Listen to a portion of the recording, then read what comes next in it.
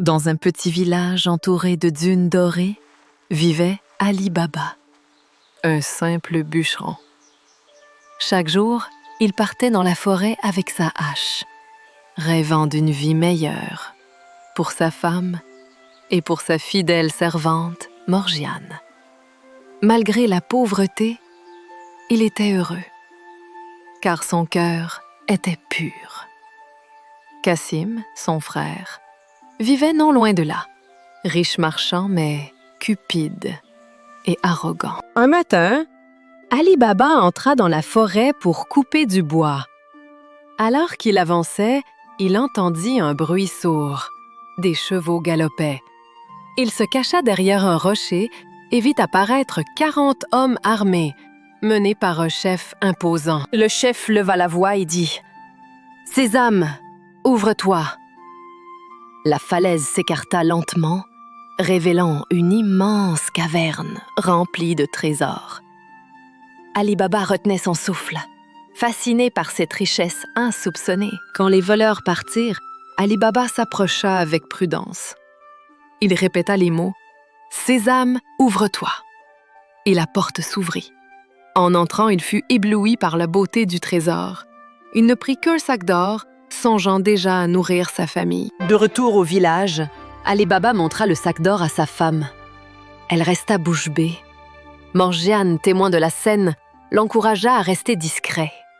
Mais Cassim, qui passait non loin, vit leur bonheur et commença à se méfier. Cassim força Ali Baba à lui révéler le secret.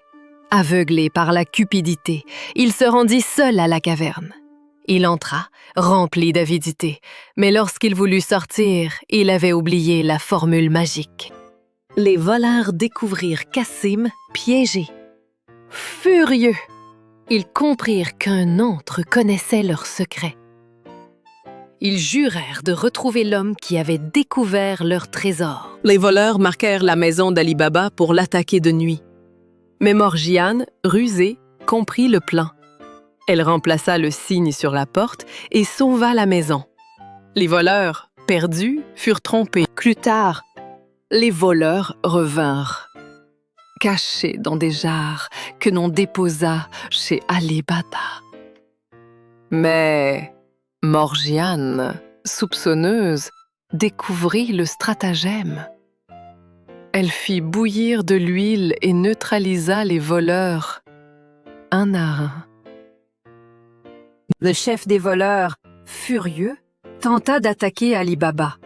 Mais Morgiane intervint une fois de plus et, par son intelligence et son courage, déjoua son attaque.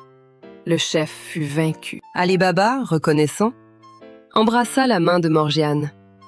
Il déclara devant tous que sa bravoure avait sauvé leur famille. Sa femme et les villageois l'applaudirent avec émotion. Ali Baba décida d'utiliser le trésor, non pas pour s'enrichir, mais pour aider son village. Grâce à sa générosité et à la loyauté de Morgiane, le village vécut dans la prospérité et la paix. La véritable richesse, Ali Baba l'avait compris, se trouvait dans le cœur et la fidélité des siens. Like, abonnez, partagez les amis.